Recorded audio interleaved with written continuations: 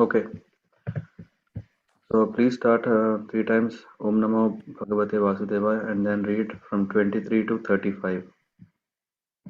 Okay. Om Namo Bhagavate Vasudevaya. Om Namo Bhagavate Vasudevaya. Om Namo Bhagavate Vasudevaya. Maitreya resumed, sincerely extolled in these words, Lord Vishnu, shining very beautiful on the shoulders of Garud, replied with words as sweet as nectar. His eyebrows moved gracefully as he looked at the sage with a smile full of affection. Text 23. The Supreme Lord said, having come to know that what was in your mind, I have already arranged for that for which you have worshipped me well through your mental and sensory discipline. Text 24. The Lord continued, my dear Rishi, O leader of O leader of the living entities, for those who serve me in devotion by worshipping me, especially persons like you who have given up everything unto me, there is never any question of frustration. Text 25. The emperor Swambhuva, the emperor Swambhuva Manu, the son of Lord Brahma, who is well known for his righteous acts, has his seat in Brahmavrat and rules over the earth with its seven oceans. Text 26. The day after tomorrow, the Brahmana, that celebrated emperor who is expert in religious activities, will come here with his queen Satrupa wishing to see you. Text 27. He has grown up daughter whose eyes are black. She is ready for marriage and she has good character and all good qualities. She is also searching for a good husband. My dear sir, her parents will come to see you who are exactly suitable for her. Just to deliver their daughter as your wife. Text 28. That princess, O holy sage, will be just the type you have been thinking of in your heart for all these long years. She will soon be yours and will serve you to your heart's content. Text 29. She will bring forth 9 daughters from the seed sown in her by you, and through the daughters you beget, the sages will duly beget children. Text 30. With your heart cleansed by proper with your heart cleansed by properly carrying out my command, resigning to me the fruits of all your acts, you will finally attain me. You will finally attain to me. Text 31. Showing compassion to all living entities, you will attain self realization, giving assurance of safety to all. You will perceive your own self as well as all the universes in me and myself in you. Text 32.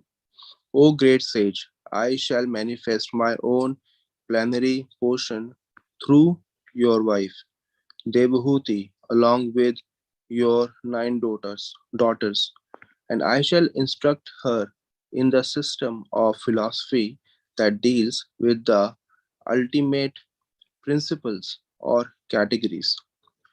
Text 33. Maitreya went on. Thus, having spoken to Kardama, the Lord, who reveals himself only when the senses are in Krishna consciousness, departed from that lake called Bindu Sarovar, which was encircled by the river Saraswati. Text 34. While the sage stood looking on, the Lord left by the pathway leading to Vaikuntha, a path extolled by all great liberated souls.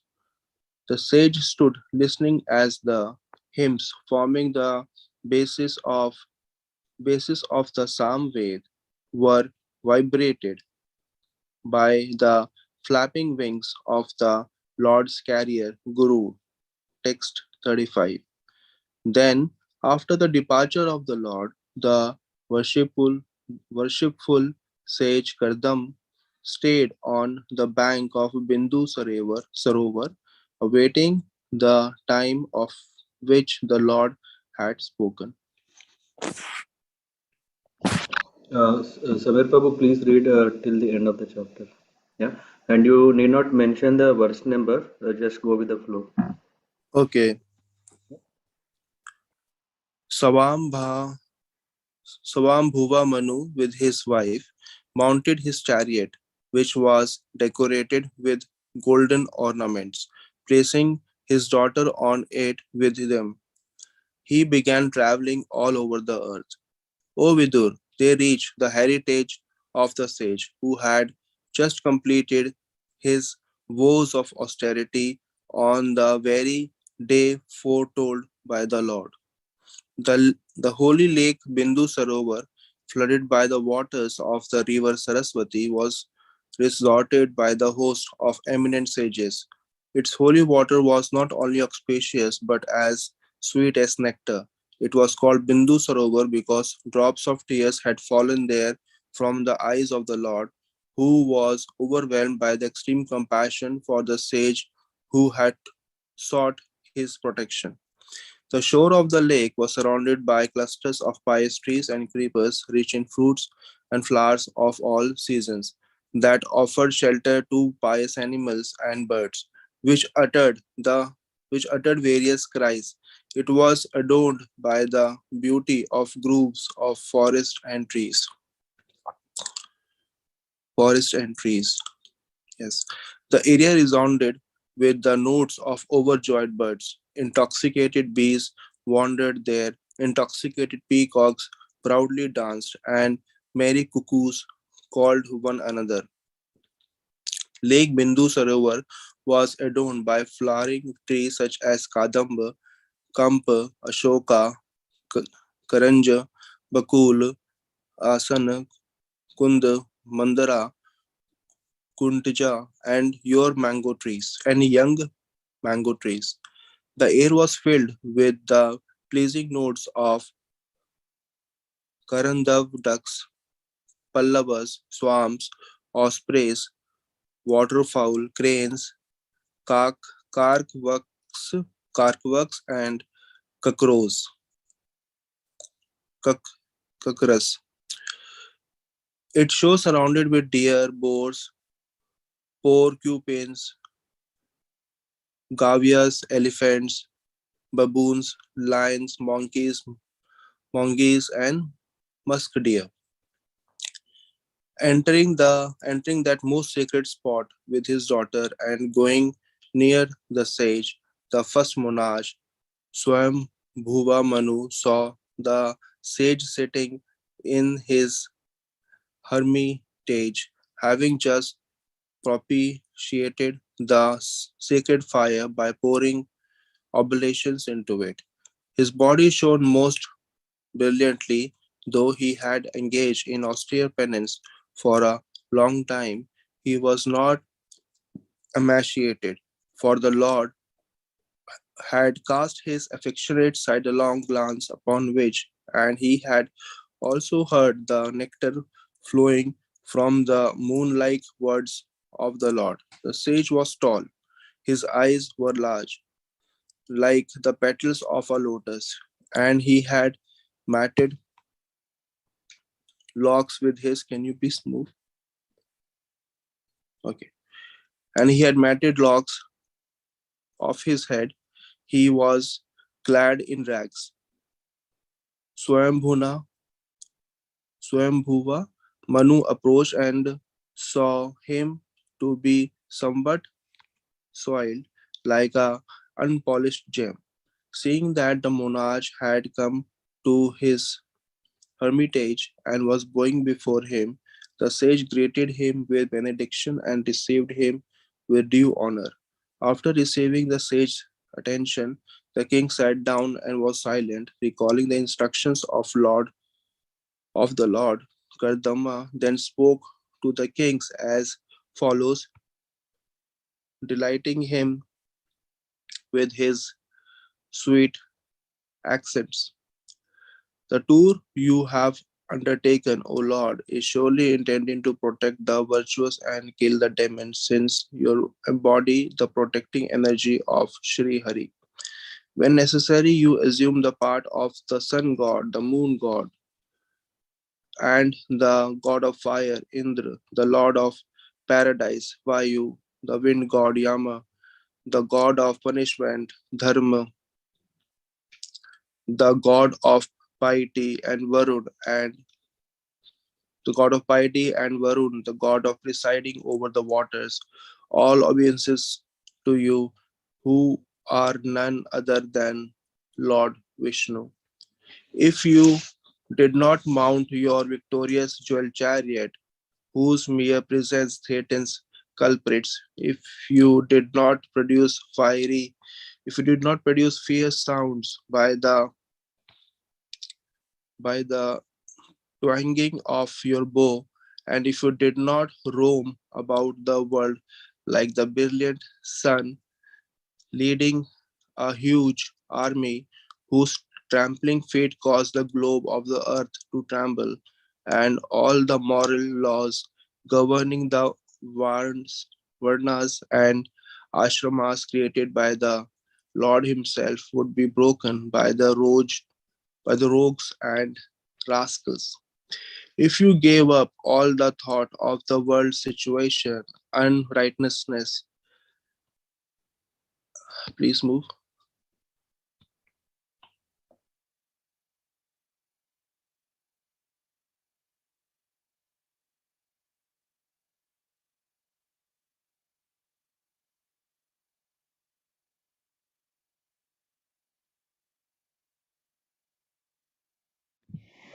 We can't hear you if you're speaking. Okay, can you hear me now? Yeah. Okay. If you gave up all the if you gave up all thought of the world situation, unrighteous would flourish, for men who hanker only after money would be unopposed. Such miscreants would attack and the world would perish. Text 56. In spite of all this, I ask you, O valiant king, the purpose for which you have come here, whatever it may be, we shall carry it out without reservation. Thank you, Samir Prabhu. How did you find reading this morning?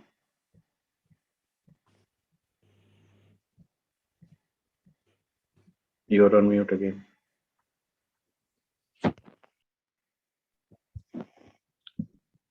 Okay, should I read one again? No, how did you feel reading?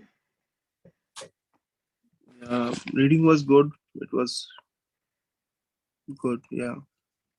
But we are looking forward for the meaning because I didn't understand much actually. Mm-hmm. Okay. Yeah. Okay, let's begin. Mm-hmm. ॐ ज्ञानातिमिरान्धस्य ज्ञानाञ्जनशलाकया चक्षुरुन्मीलितं येन तस्मै श्रीगुरवे नमः। श्रीचैतन्यमनोभीष्टं स्नातकं येन भूतले स्वयं रूपा कथा मह्यं ददाति स्वपदान्तिकं। वन्देऽहं श्रीगुरो श्रीयुतापदकमलां श्रीगुरुवैष्णवांश्च श्रीरूपं सागरजातां सहगणरघुनाथान्वितां तं सजीवं साद्वैतं सावधूतं परिजनसहितं कृष्णचैतन्यदेवं श्रीराधाकृष्णपादान् सहगणललित श्रीविशाखान्वितांश्च नमो विष्णुपादाय कृष्णपृष्ठाय भूतले श्रीमते भक्तिवेदान्तस्वामीति नाम्ने नमस्ते सरस्वतीदेवे गौरवाणी प्रचारिणे निर्विशेषशून्यवादी पाश्चात्या देशकारणेन पञ्चकल्पतरुभ्यश्च कृपासिन्धुभ्येव च पतितानां पावनेभ्यो वैष्णवेभ्यो नमो नमः। नमो महावदान्याय कृष्णप्रेमप्रदायते कृष्णाय कृष्णचैतन्यनाम्ने गौरतिसे नमः। हे कृष्ण करुणा सिन्धो दीनबन्धो जगत्पते गोपीश गोपिकान्त राधा कान्त नमोऽस्तुते। तप्त काञ्चन गौराङ्गी राधे वृन्दावनेश्वरि ऋषभानुसुते देवी प्रणमामि हरिप्रिये। जय श्री कृष्ण चैतन्य प्रभु नित्यानंद श्री अद्वैत गदाधर शिवासादि गौर भक्तवृंद। हरे कृष्ण कृष्ण कृष्ण हरे हरे हरे राम राम राम हरे हरे। नारायण नमस्कृत्य नरं चैव नरोत्तमं देवीं सरस्वतीं व्यासं ततो जयमुदीरयेत् नष्टप्रायेषु अवध्रेषु नित्यं भागवत सेवया भगवत उत्तमश्लोके भक्तिर्भवति नैष्टिकी। कृष्णाय वासुदेवाय देवकीनन्दनाय च नन्दगोपकुमाराय गोविन्दाय नमो नमः। ॐ नमो भगवते वासुदेवाय। ॐ नमो भगवते वासुदेवाय। ॐ नमो भगवते वासुदेवाय. So thank you very much, Prabhuji, for very nicely reading. Yeah. So let's try to understand this chapter is basically about Kardama Muni. Yeah, Kardama Muni, who is a great sage, and the conversation with Manu, who is the Prajapati, who is having a great responsibility of ruling the world as a representative of the Supreme Lord. So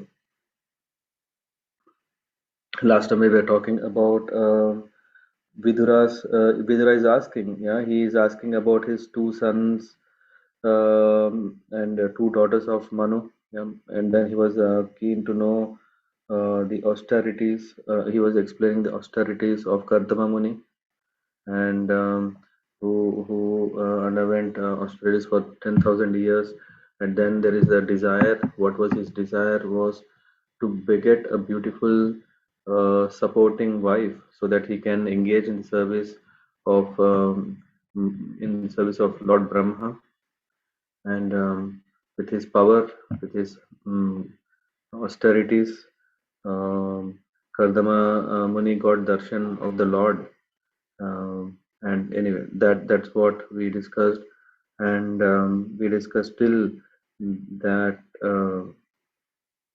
what Lord has offered as a benediction. And Lord, I mean, if you see the 23rd, I think the Lord continued, my dear Rishi, O leader of the living entities, for those who serve me in devotion by worshipping me, especially persons like you who have given up everything unto me, there is never any question of frustration. I think we have to start from there. Yeah. So here we are getting to an understanding what is very important to please the Lord. Yeah. So here there is this understanding who will never be frustrated. If you desire something, there is always a risk of not achieving it, and when we don't achieve it, yeah, we in kamesha krodesha rajoguna samudbhava, from the Bhagavad Gita, Lord Krishna is saying that this desire, the kam, is the cause, and later it can lead to frustration when it's not fulfilled. But here in this verse, the Lord is giving an understanding who will not be frustrated and whose desires are not frustrated is uh, for those who serve me in devotion by worshipping me. They will not have frustration. Especially persons like, yeah, here we are giving example, live example. Śrīmad-Bhāgavatam is such a powerful means for devotees.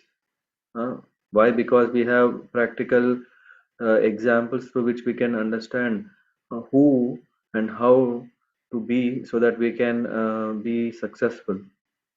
And here Lord is saying, if one is like Kardama Muni, then his life is successful.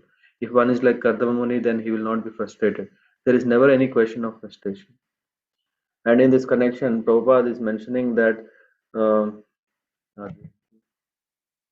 in the purport, there is mention about two classes of men. There are two classes of men who engage in the Lord's service. One is Sakama and second one is Akama. Yeah. Sakama and Akama. Those who approach the Supreme Personality of Godhead with desires for material enjoyment are called Sakama. Sakama with intention, with intention of achieving something material enjoyment, they are called Sakama. And those devotees who have no material desire for sense gratification but serve the Supreme Lord out of spontaneous love for him are called Akama. And then there is further description of what are these four kinds of men who belong to Sakama. This is from Bhagavad Gita, chapter 7, verse 16. If you remember, we went through that. And what are the four classes of men? This is the Chaturvida Bhajanti Mam. There are four kinds of people who worship me. One is Sukritino. Sukritino, one who is pious. Kriti means activities. Sukriti means one who has done pious activities. They approach, the karma kandis, thinking that okay, I am in the mode of goodness. I am always um, being dealing very carefully. Yeah. So in that way, one class is Sukritino, then Artho, then the second class is the one um, who is always looking for what they go through the pain, right? So Artho, who are in distressed condition, mental distress, and then there is someone who is interested in Artharthi, who is interested in material gain. Then there is inquisitive people who want to know about the things, how, so that they can also squeeze some benefit. Jignasur, who is interested, is there someone behind all these things, who are out of curiosity. And Gnani, and the wise Gnani. In Bhagavad Gita, there is this verse, Chaturvida Bhajante Mam Jana Sukritono Arjuna Artho Jignasur Artharthi Gnanicha Bharta Rashabha. So that is brought here, where we see therefore those in distress, those in need of money, those are inquisitive, and who is wise. Someone worships the Supreme Lord because of bodily or mental distress. Someone else worships the Lord because he is in need of money. Someone else worships the Lord out of inquisitiveness to know him as he is, and someone wants to know the Lord as philosopher can know him by research work of his wisdom. So there is no frustration for any of these four classes of men. Each is endowed with the desired result of his worship. So what is it that one who is approaching the Lord with Sakama or Akama, they are not frustrated. And so the Emperor Swayambhuva Manu, he is very well known for his righteous character. And he is a ruler, has his seat in Brahmavarta, and in the purport Brahmavarta, Prabhupada says that there are multiple understandings. What is this Brahmavarta? One is that it is in Brahmaloka. In other opinions, Brahmavarta is a place in Brahmaloka where Swayambhuva ruled. This is one, and the other one is that Brahmavarta is also stated as part of Kurukshetra, or that Kurukshetra itself is situated in Brahmavarta. So how to understand this? This is to be understood in this way, that there are many places on the surface of earth which are also in higher planets. We have places like Vrindavan, Dwaraka, Mathura, but they are also eternally situated in Krishnalok. And Swayambhuva Manu, yeah, so when we're talking about this Brahmavarta, Avarta is a place where people come and reside. Aryavarta, I don't know if you have heard. If you have seen Chanakya, we come across so many names of such places. And there are many similar names on the surface of Earth, and it may be that in the Swayambhuva Manu age is mentioned. Yeah. And yeah, who is Swayambhuva Manu? He is very, very famous that we have here referred as where is that? Manur Vikhyata Mangala. He is very auspicious. He brings auspicious to the world, and Vikhyata means very famous. Yeah, Manu Vikhyata, whose righteous acts are well known. So in that way, and then he's saying he is going to come, and this is what Lord Krishna. Yeah. So when he appeared by the prayers of Kardama Muni, the Lord is telling what is going to happen. He's saying he has a grown-up daughter whose eyes are black. She is ready for marriage and she has good character and all good qualities. She is also searching for a good husband. My dear sir, yeah. So her parents will come to see you, who are exactly suitable for her, just to deliver their daughter as your wife. So this is what is going to happen after the prayers, and Lord blessed him that whatever you desire, of course, it's not for you. Out of your humbleness, you are saying that you want to enter into Grahastha ashram for sense gratification, but you are not, because you are you have engaged in austerity for 10,000 years and you have self realization. So you will not do, and to fulfill your desire to serve Brahma indeed is actually to serve me. I'm going to fulfill that by granting you a very suitable wife. So this is what is happening. Hmm? And then in this connection, in the purport, we see that the role of parents. Here Swayambhu Manu and Shatarupa are going far, far places. They are traveling. I mean, in some verse it comes, they are literally traveling all over the earth to find a very suitable daughter for his, suitable match for his daughter. Yeah. So, Lord is saying the selection of a good husband for a good girl was always entrusted to the parents. And not only entrusted to the parents, I think there is somewhere that it says that finding a suitable husband is the duty of the parents. It is not like, okay, let them find their, okay, it is here. This is the duty of parents. Girls are never thrown into the public streets to search out their husband, for when girls are grown up and are searching for after a boy. So it was not the trend or tradition to let the profiles of girls and boys are shared, or especially the profile of girls are openly shared, so that anyone can see, uh, and they forget to girls are never thrown into public street to search out their husband. The parents used to very carefully see who are suitable boys of this suitable age for marriage, and how do they match, what is their family tradition culture, and mm, then how good they are positioned in the society, name and fame, uh, what kind of good qualities they have and the boy also have, and after that, based on this, yeah, they have an understanding whether their daughter is will be happy.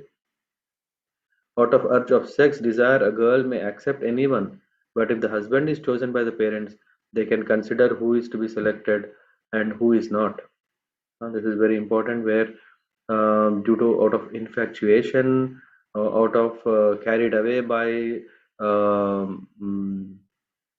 the external aspects, It might be that the girls may not look for a suitable boy, so the parents who have experience of the world more than the child, so they are in a position to see whether by character how good the boy is. According to the Vedic system, therefore, the girl is given over to a suitable boy by the parents. She is never allowed to select her own husband independently. So on one side here we see that Devahuti wanted Kardama, but she is still leaving it in the hands of the parents, that she is not independently deciding, okay, let me, I know that Kardama Muni is a great sage, he is a great person, he is a perfect match for me. Yeah. If you see here, I mean, that will also come later. There is a intercaste marriage happening here. Yeah. Why? Because Devahuti is a daughter of Kshatriya. Kardama Muni is a Brahman. Yeah. So, uh, it was not so loosely allowed that anyone can just marry anyone, but it is strictly done under the counsel of the parents, and then the marriage was taken forward. So, and then that Devahuti, the Lord is explaining further that will be just the type you have been thinking of in your heart. Now, this is very interesting. Now, Krishna, here we can see that the Lord is present, situated in the heart, and then he's saying that I know what is in your heart. For all these long years, when you're meditating with your austerities and penances to please me, what kind of girl you want, I know.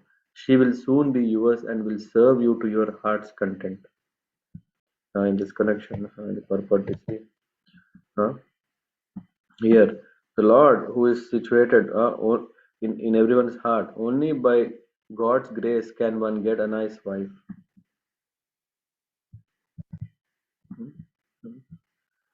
The girl here, Kardama, the girl who is coming to be married with you is a princess, daughter of, and so just suitable for your purpose. Only by God's grace can one get a nice wife. So, of course, here we saw that the importance of the role of the parents to search is is very very crucial and very very important. But still, even, yeah, we see sometimes what may happen. Sometimes there is always a debate: is love marriages the best thing, or is arranged marriage best thing? We see, and then we start discussing what is best, what is not best, because there are examples where arranged marriages failed and there are examples where love marriages failed. What is best? Best thing is to accept, please the Lord, and the Lord fulfills the desires. They won't get frustrated. So the parents, as well as the boy or the girl, they all, when all of us, when everyone takes shelter of the Supreme Lord, then everything is auspicious. Why? Because only by the God's grace can one get a nice wife just as he desires. Similarly, it is only by God's grace that a girl gets a husband suitable to her heart.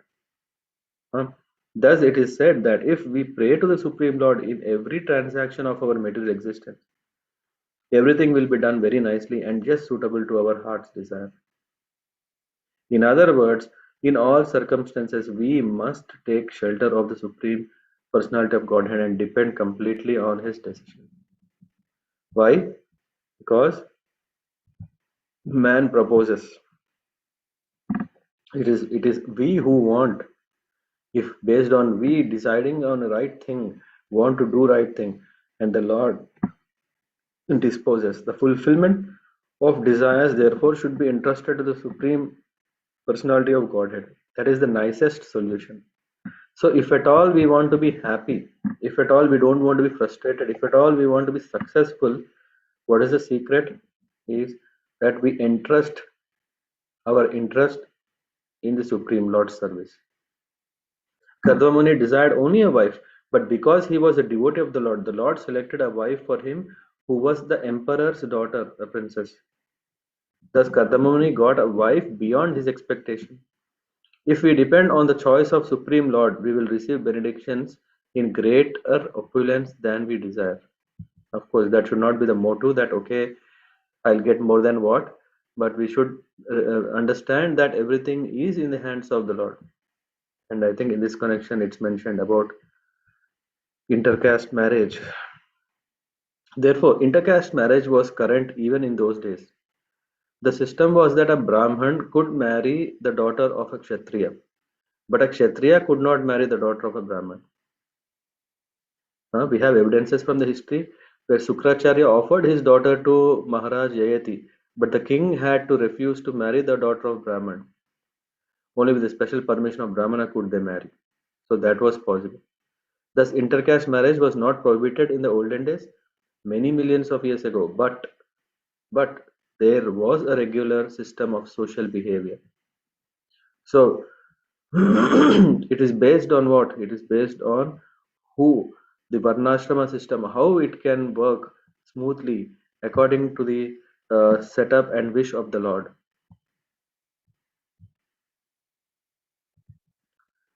Then and then and then he is further explaining that she will beget um, yeah, nine daughters, and through the daughters you beget the sages will duly beget children. So this is the plan how the progenation can go forward. With your heart cleansed by properly carrying out my command, resigning to me the fruits of all your activities, you will finally attain to me. So he is also saying what is the end. I mean, how things will evolve. Mm, don't be worried that you have got up into the married life. Mm. Don't worry. It's not a what do you call deep dark black what do you call pit where there is no hope for any light. No, the Lord is saying that with your heart cleansed by properly carrying out my command, resigning to me the fruits of all your activities, huh, you will finally attain to me. So there is always a way to reach to the Supreme Lord, the goal, to attain pure devotional service. What is the way? Tirthi Kriteshesha Kriyartha. Yeah, and Tirtha means a sacred place. And how to sanctified place. And where are these? Where they are devotees. Huh? People used to go to places of pilgrimages and give munificently in charity. This system is still current in order to sanctify your activities. In order to sanctify your activities and the results of your actions, you will offer everything unto me. So that process of charity is recommended so that one can attain renunciation and not get attached. In another place, in Bhagavad Gita, Lord said, I am the enjoyer of all sacrifices, all penances, and everything done for the welfare of mankind or society. All activities, therefore, whether for the welfare of family, society, country, or humanity at large, must be performed in Krishna consciousness. That is the instruction given by the Lord to Kardama Muni. Maharaj Yudhishthir welcomed Narad Muni. Wherever you are, this is very important. Wherever you are present, that place becomes sanctified because the Lord Himself is always seated in your heart. Similarly, if we act in Krishna consciousness under the direction of the Lord and His representative, then everything is sanctified. This is the indication given to Kardama Muni, who acted on it and therefore received the most excellent wife, child, as will be, this is what we will come to know. Not only that, he also makes a nice deal with the uh, yet to be father-in-law and achieves perfection.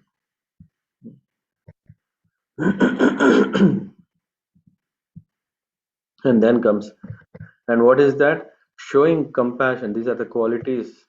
uh, these are the showing compassion to all living entities. You will attain self-realization. So without compassion, we cannot attain self-realization. Giving assurance of safety to all, you will perceive your own self as well as all universes in me and myself in you. And what does this mean, perceiving? I mentioned about Mahavishnu. And so here, the simple process of self-realization for every living entity is described here. What is that? It's not just only for Brahmanas, because here Lord is telling to Kardama Muni, but this is the secret for everyone. What is that first principle? Is that this world is a product of the Supreme Will. There is an identity of this world with the Supreme Lord. This identity is accepted in a misconceived way by the impersonalist.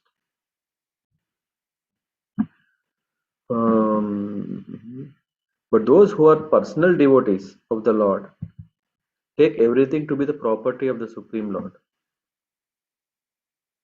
Actually, there is an example. I don't know if I can present it well. Let me try. There is an identity of this world with the Supreme Lord. This identity is accepted in misconceived way by the impersonalist. And how? They say that the Supreme Absolute Truth, transforming himself into universe, loses his separate existence. What they say that they don't have the understanding of Purnamada Purnamidam, which says the Lord can be simultaneously be in his energy form, be his in creation form, like this whole universe is created. But impersonalists say that when this whole thing is created, there is no existence of the Lord beyond this creation.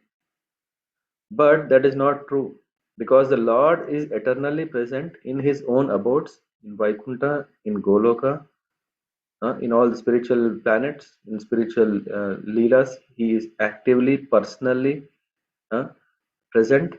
At the same time, this material creation, which is also his and him, is also present. This is not accepted by the impersonalist. What they see is that when the Lord is in this form, then the other form cease to exist. So loses his separate existence. Thus, they accept the world and everything in it to be the Lord.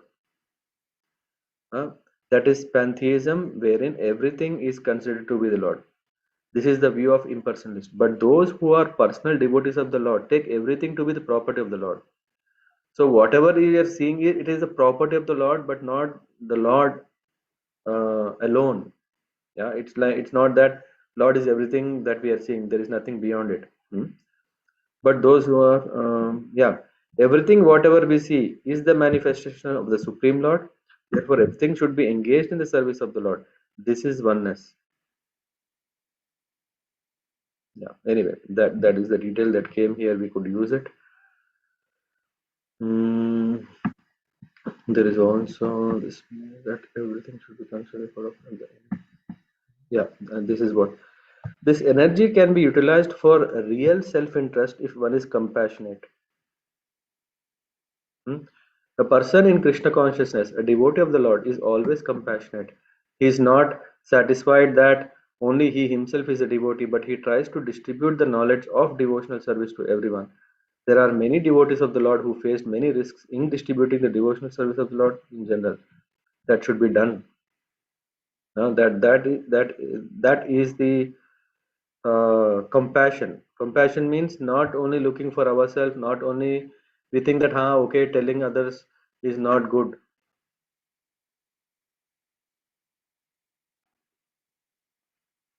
Telling us is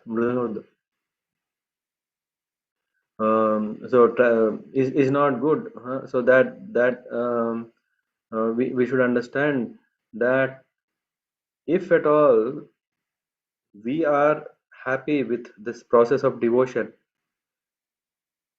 we should be compassionate to extend this also to others. We should also be in a position to present it in such a way to others that they also start liking it.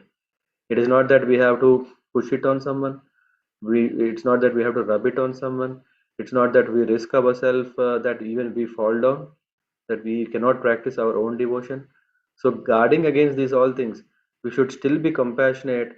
So we have to behave ourselves in such a way that uh, uh, that others benefit by taking up Krishna consciousness. That is what it means to be compassion. He's not satisfied only by himself becoming devotee, but everyone. So in that case, there will be some risks to be taken. Yeah, there are, and the more risk we are taking shows the more ability to accept. No, sorry, the interest to be compassionate to others. Because in this world, everyone is exploiting everyone. Everywhere there is exploitation. In this world, there is always dangers of so many kinds, because socio-economical, name, fame, prestige, opulence, everything there is everything is risk. Risk is definitely there, but one who is taking the risk and going beyond, uh, is showing that he is really compassionate. He's not just thinking only for himself, but also is looking. And what can be the best is preaching. There are three kinds of men. Yeah. The third class of men, yeah, of devotees, it is said that uh, a person who goes to temple of the Lord and worships with great devotion. Yes, yes. Usually that's where it starts, because we have so much faith in God, because yeah, something has happened, miracle to me, and I know that it is not my friends, it's not my family, it's not my surroundings. I think it can only be because of some great power, supreme power, and then we think that is the Lord. Where to find him? We say, huh, people tell them he is in temples, so let us go there. And then what we do all kinds of rituals, aratis, and to please the Lord. And then there is one Lord who can give visas. There is one Lord who can give us riches. There is another Lord who gives that, who gives so many things, where we have a deal with the Lord. And then worship. But who does not show sympathy to people in general, or show respect to other devotees, he is considered to be a third class. So what is he doing?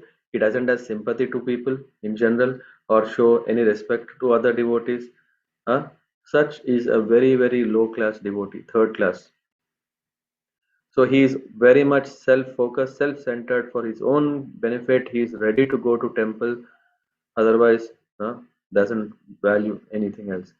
But the second class devotee is who is merciful and compassionate to the fallen soul.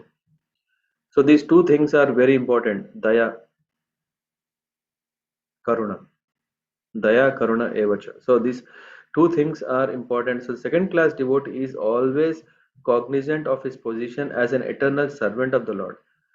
When we understand that we are servant of the Lord, what should we do? We should serve the Lord and his devotees.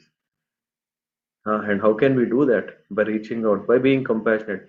He therefore makes friendships with devotees of the Lord, acts compassionately towards the general public in teaching them devotional service, and refuses to cooperate or associate with non-devotees. Usually people will start complaining, are you not becoming fanatics? Are you not becoming, what do you call, having carrying a utopian ideology or idealistic, which cannot really happen? How can you leave the association of non-devotees? Or why should you do that? Are they not people? Hmm? Why should you do that?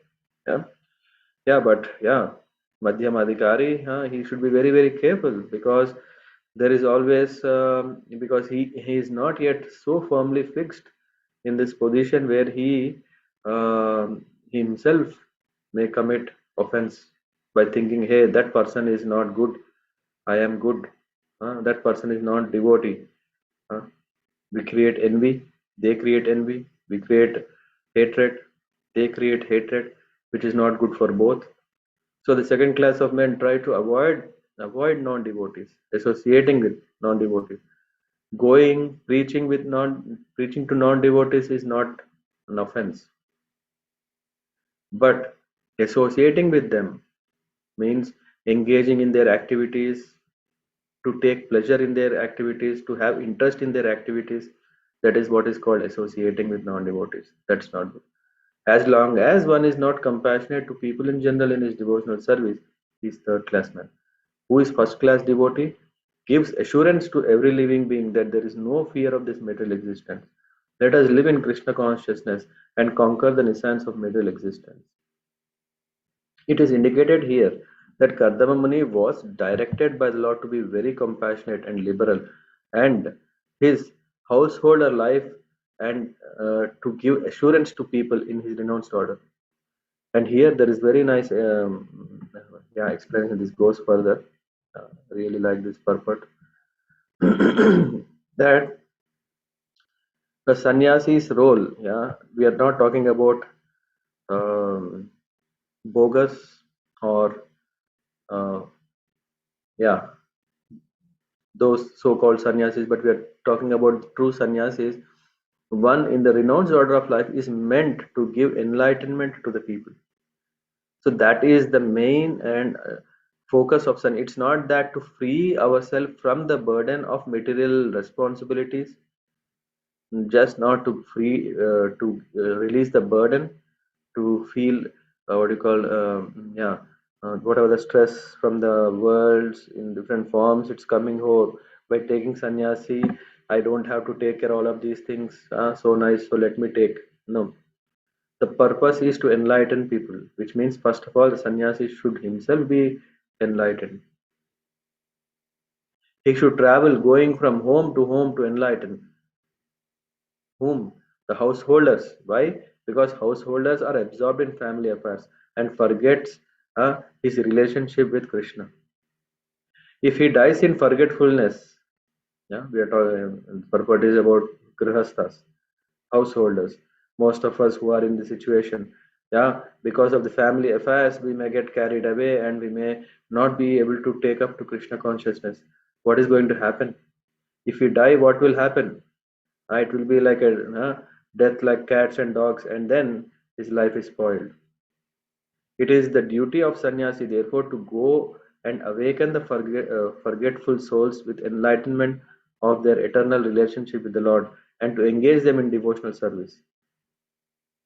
The devotee should show mercy to the fallen souls and also give them the assurance of fearlessness. So this is very, very important. And this is also what we see. When we are hearing to the discourses, classes on Śrīmad-Bhāgavatam, Bhagavad Gita from sannyasis who are in the spirit of helping out fallen conditioned souls, what we get is fearlessness. As soon as one becomes a devotee of the Lord, he is convinced that he is protected by the Lord. Fear itself is afraid of the Lord. Therefore, what has he to do with fearlessness? So, when we take shelter of Lord, when we are close, getting close to the Lord, fear cannot come close to us. To award fearlessness to the common man is the greatest act of charity. So, if you are talking, always this comes. What is the best kind of charity? Is it education? Is it money? Is it food? Is it organs? Is it birth? So many things, because even they talk, giving a birth is a great charity. A sannyasi or one who is in the renounced order of life should wander from door to door, from village to village, from town to town, from country to country, all over the world, as far as he is able to travel and enlighten the householders about Krishna consciousness. And now comes about what is the role of householders. I think, this is very nice. You can make a note of this purport very well. This is very nice. Which is relevant for us. A person who is a householder, means we are talking about grihasthas, but is initiated by a sannyasi, which means one who has taken diksha, has the duty to spread Krishna consciousness at home as far as possible. He should call his friends and neighbors to his house and hold classes in Krishna consciousness. Holding a class means chanting the holy name of Krishna and speaking from Bhagavad Gita or Śrīmad-Bhāgavatam. There are immense literatures for spreading Krishna consciousness, and it is the duty of each and every householder to learn about Krishna from his sannyasi spiritual master. There is a division of labor in Lord's service. The householder's duty is to earn money because a sannyasi is not supposed to earn money, but is completely dependent on householder. So this is very, very important. What is the role of grihasthas? It is that we are the earning hand for the whole system. So it is not that we are saving only for our own interests. Yeah, we are responsible. It is our share to serve everyone, because sannyasis, they brahmacharis, vanaprasthas, all the three systems of varnashrama, they are not supposed to go on earning for their own livelihood, because they have a very high responsibility or duty to enlighten people. Yeah, I think there is also another verse which comes explains what is the role of a brahmachari. If someone is in brahmachari order, yeah, what he should do. Yeah, that example is given when glorifying Kardama Muni. But here we understand two things. What is the role of sannyasi is to go everywhere to preach the message, to enlighten, to make them fearless. Fearless is really, really powerful. As long as we carry fear, we always want to take shelter of material energy. When we become fearless, we want to take shelter of Bhagavatam. We want to take shelter of the spiritual energy. We want to take shelter of the lotus feet of the Lord. And for that, what is needed? Inviting seniors, inviting sannyasis, taking diksha, taking initiation by accepting a spiritual master and hearing to his guidance, hearing to his instructions and apply them. And when we are in grihastha ashram, because we are earning, the householder's duty is to earn money. Huh? Because a sannyasi is not supposed to earn money but is completely dependent on the householder. The householder should earn money by business or by profession and spend at least 50% of his income to spread Krishna consciousness. 25% he can spend for his family. 25% he should save to meet emergencies. This example was shown by Rupa Goswami, so devotees should follow it. Hmm. I think that is the main part, but yeah, just quickly go because yeah, that's it.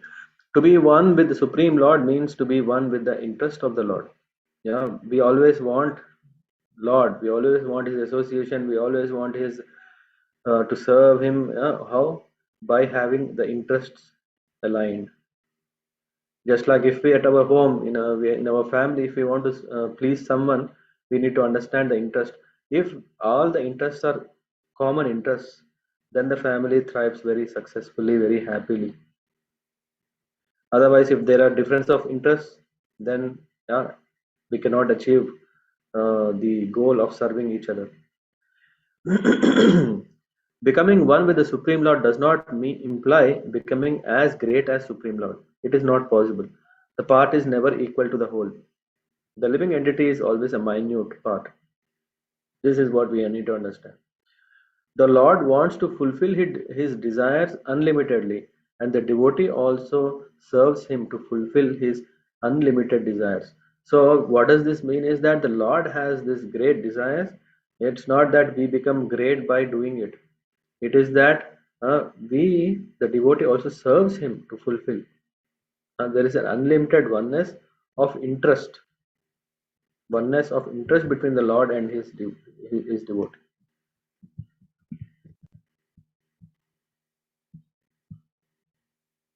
Yeah, and then comes we're talking about 31, right?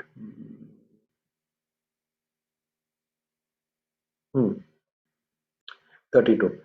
So he says, I shall manifest my own plenary portion through your wife, Devahuti.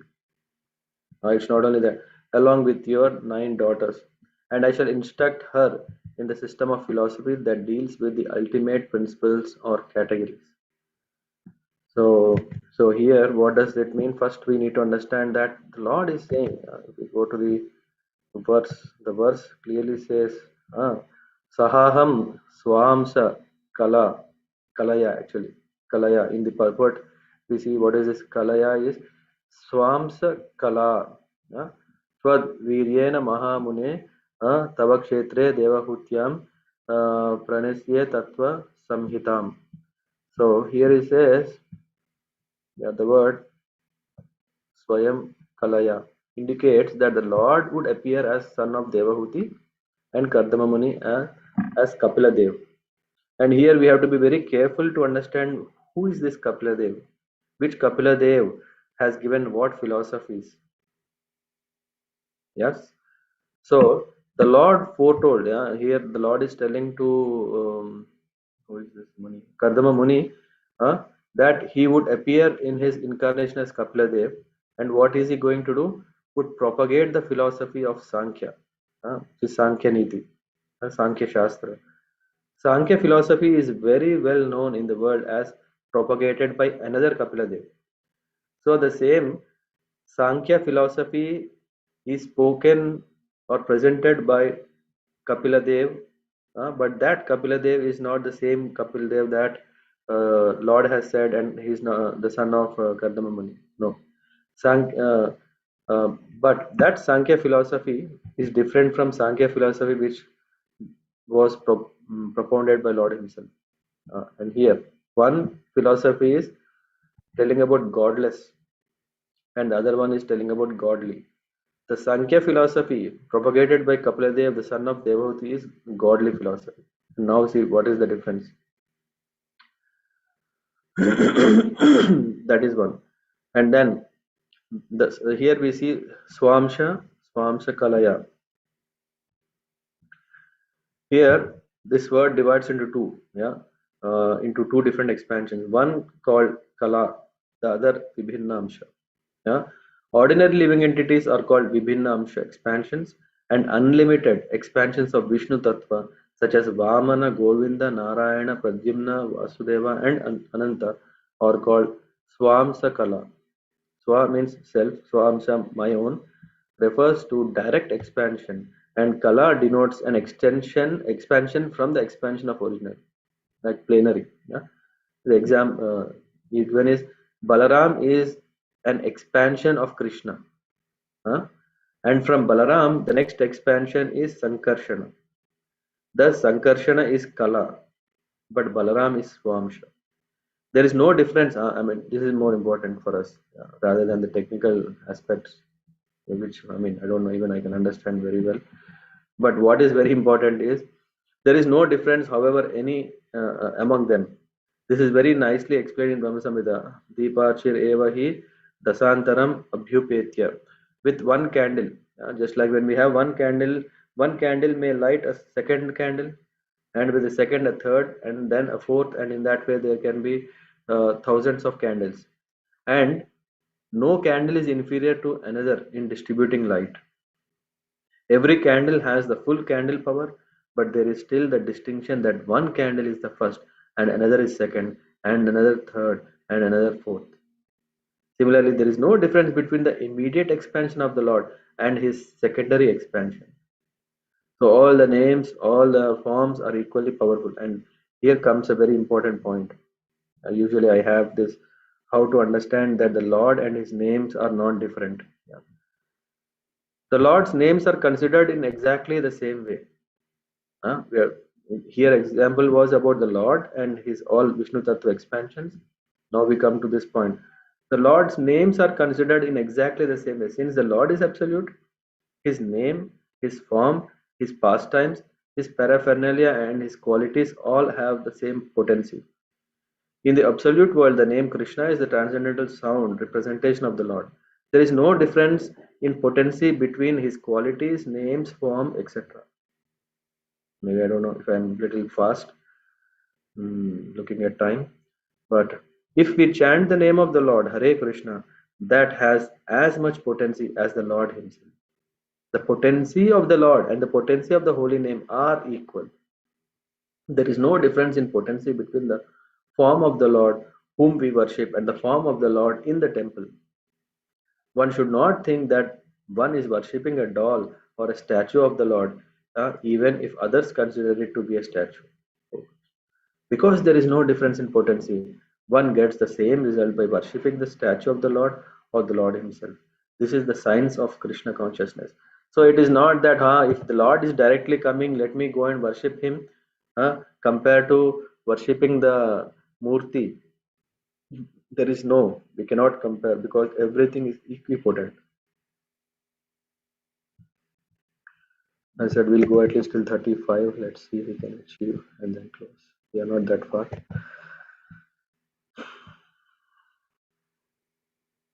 And then, anyway, this small detail. While the stage stood looking on, the Lord left by the pathway leading. This verse can be very simple. We think, what is that so special in this verse? Because the Lord appeared and now the Lord is leaving. What is so great? While the sage stood looking on, the Lord left by pathway leading to Vaikuntha, a path extolled by all great liberated souls. First thing, which means that there is Vaikuntha. This is a proof. Second thing is the path extolled by all great liberated souls. Everyone is talking to reach Vaikuntha, Vaikuntha Darshana. Everyone wants to achieve that. The sage stood listening as the hymn forming the base of Sami. Anyway, that is the next detail. Of course, I think in this purport there is mention about Garuda's potency, but I'll ask, maybe you can read on your own later. Just one point to highlight is this one, no, not this. Yeah, Sama Garuda, on which the Lord flies, his Vahan. Yeah, the two divisions The two divisions of Samaveda known as Brihat and Rathantara. Yeah? Garuda works as the carrier of the Lord. Therefore, he is considered the transcendental prince of all carriers. So, whether we are talking about the lion, whether we are talking about peacock, whether we are talking about all different kinds of vahanas, who is the transcendental prince of all carriers is Garuda. So, just by taking shelter of Garuda, is so powerful. With his two wings, Garuda began to vibrate the Samaveda. What is the benefit of that vibration? What is happening?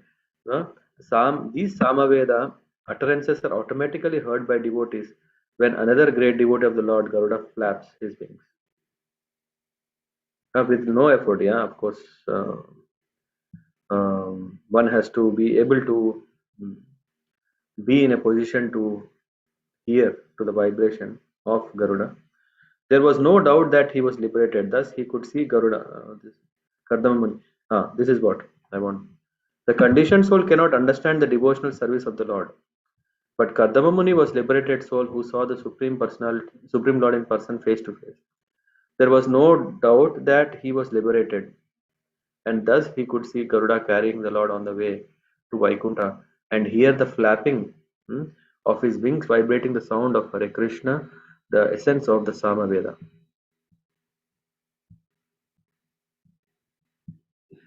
And then what happened after that? Hmm? Yeah, okay. This is telling about Bindu Sarovar. Maybe we can. Actually, I thought there is. Yeah, anyway. So this is about this Bindu Sarovar. Yeah, that is glorified. What is the significance of Bindu Sarovar? Is that it is created, right? Got manifested. Yeah, how? By um, by the by the tears that came out from the Lord's eyes and which were encircled by Saraswati Devi, the river Saraswati. So this river is very very special. I mean, if you have time, you can also Google it up, and it is very very nicely positioned, and it's very very tranquil. Uh, and here we get to know even more description than just what we can see in any, what do you call, travel blogs, where so many travelers can book a package, go there, and some can swim in, some can have a nice what do you call, vacation time, but rather than that, it has more importance of this. So Bindu Sarovar, um, yeah, he is very potent. Here we see Swayambhanu with his wife mounted his chariot, decorated, and yeah, saying so, the Lord left, and then on the bank of Bindu Sarovar, Kardama Muni was waiting. The holy lake. Here, all these verses from 38 till 44 are about what is it about the Bindu Sarovar. Yeah, you can read. The lake was adorned, 44, and then here, entering the most sacred spot with his daughter and going near the sage. Huh? This verses are telling about what is the qualities of Kardama Muni. Yes. And here is what is telling about Brahmachari. Yeah. I don't know if you have maybe 5 minutes more. I can close this whole chapter. What do you all say?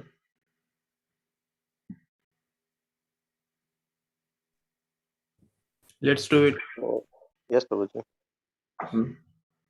Okay. Yeah, I'll try to tight it up and quickly finish. But this is very, very important verse. That's why I was hesitant to close or continue. Yeah. So the sage was tall. I mean, these are all the qualities. But here we see, here are some descriptions of Brahmachari Yogi. In the morning, the first duty. In the morning, the first duty of Brahmachari, uh, seeking spiritual elevation, is hutasana, to offer sacrificial oblations to the Supreme Lord. Those engaged in brahmacharya cannot sleep until 7 or 9 o'clock in the morning. They must rise early in the morning, at least 1.5 hours before the sun rises, and offer oblations, or in this age, they must chant the holy name of the Lord Hare Krishna. As referred to by Lord Chaitanya, Kalau nastyeva nastyeva nastyeva gatir anyatha. There is no other alternative, no other alternative, no other alternative in this age to chanting the holy name of the Lord.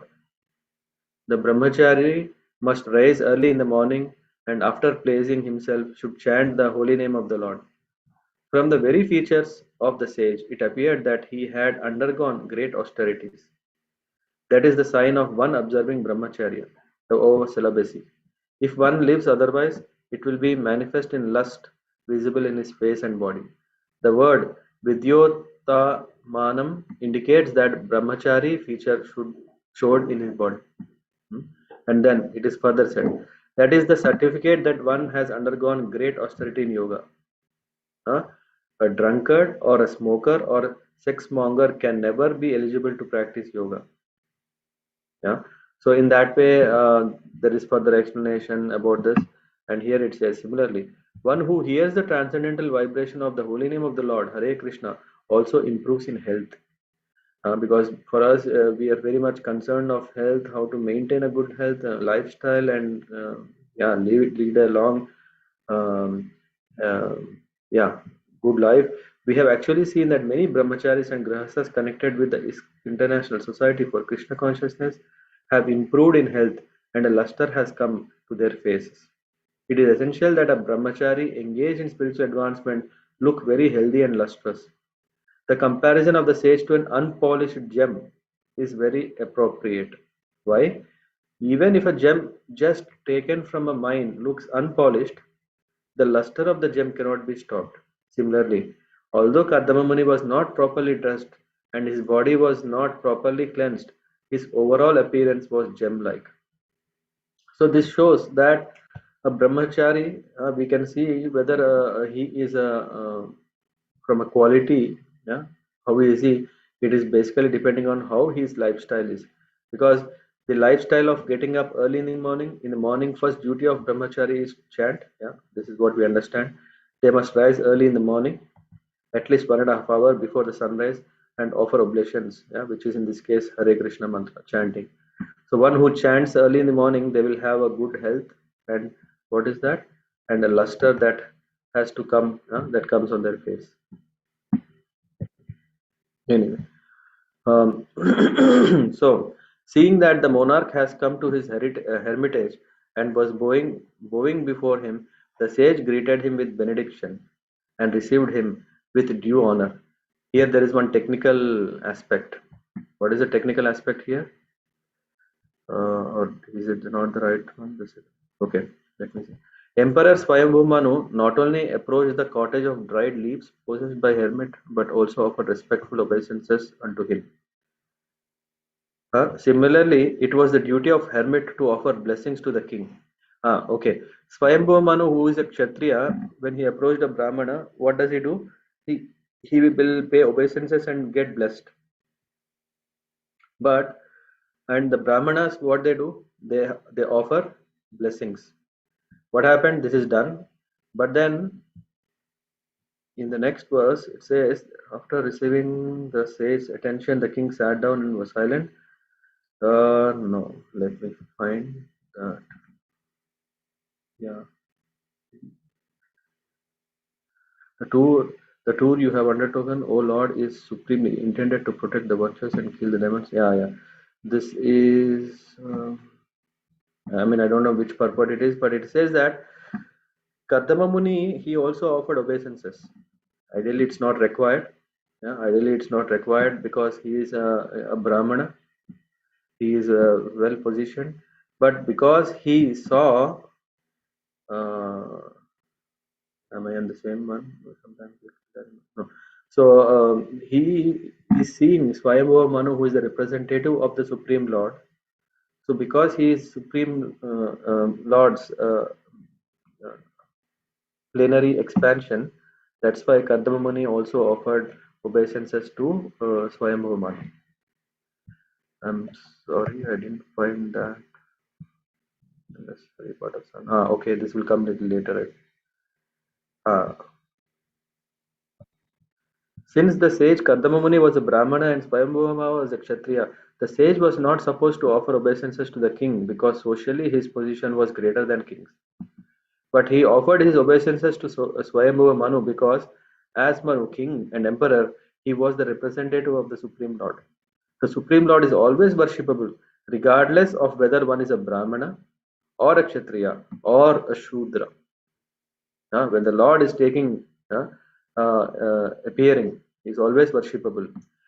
That's why we even see, as the representative of Supreme Lord, the king deserved respectful obeisances from everyone. Anyway. And then there is further explanation of maybe that is a detail about the demigod. He's saying that when necessary, here Kardama Muni is telling Swayambhu Manu, you are so great. How?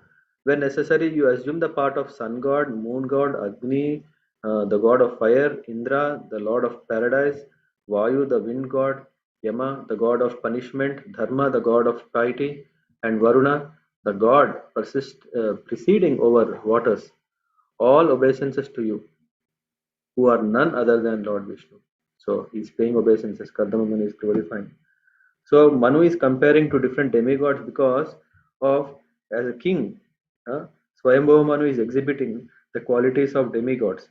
Sun means majesty, fire means invincibility, Indra means lordship, Vayu means enter anywhere, everywhere, Yama means the punish the sinful. So the king is taking different roles to serve his people. And then there is this explanation.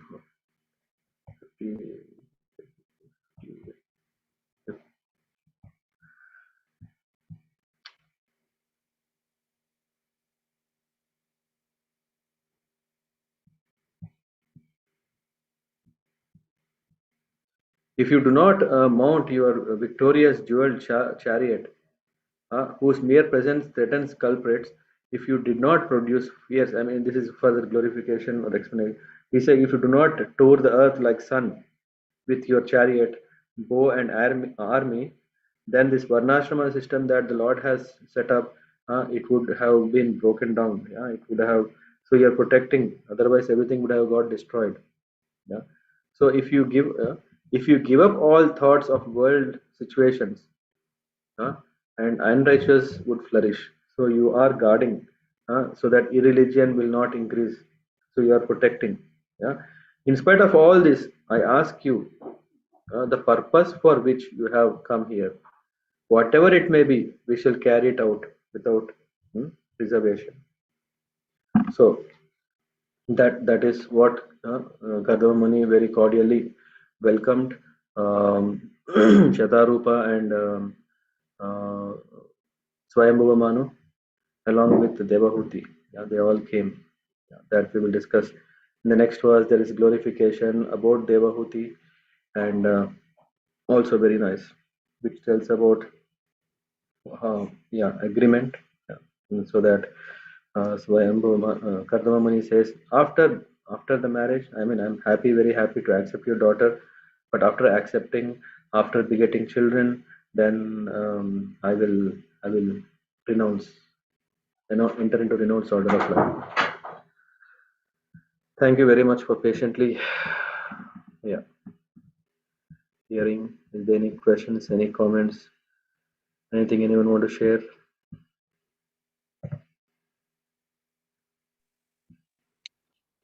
Hare Krishna Prabhuji. Yes, Hare Krishna. Yeah, I do not have any question, but just want to say, thank you for conducting classes. Even you are in fever condition, but still you are doing it.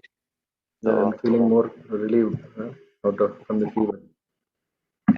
Yeah, we say that we need determination, Krishna consciousness, but for you, I mean, determination is itself a small word to show your strong determination to serve. And you are very merciful upon us. I'm perfectly normal.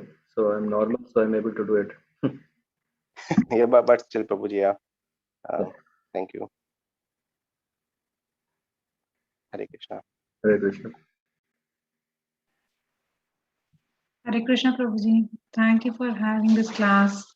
And it is my absolute pleasure that after so many months, I could come and hear the nectarian words of Bhagavatam from you. So thank you so much, Prabhuji. Most welcome. Yeah, welcome back. Hope you had a nice trip back and settled. Yes, Prabhuji. Yes. Yeah. And how are you doing, Prabhuji, now? About All fever? fine. I'm fine. All good. Hare Krishna. Hare Krishna.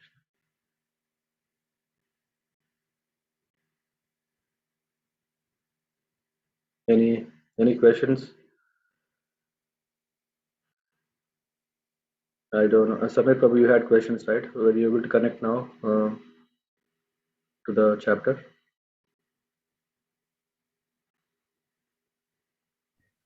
Yes, Prabhuji. So now I'm able to understand the context of the chapter, the responsibilities of a householder, and the sannyasi very nicely described.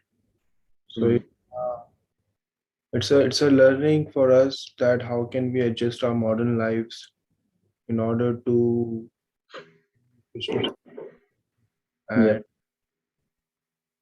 and ultimately achieve salvation. Yeah, very nice. Yeah. So I mean that is the beauty of Bhagavatam itself. Bhagavatam itself is so powerful that it can bring us fearlessness. Plus, when Prabhupada's purports are there guiding us through the right understanding, even we may think that it's a sideliner verse, but that in that verse we can see how it is connected to our day to day, and our so that we can again refocus on our main goal of life. Yes. Yes. Yeah. Thanks. Thank you, Prabhu. Thank you, everybody. Thank you. Any other points anyone want to share?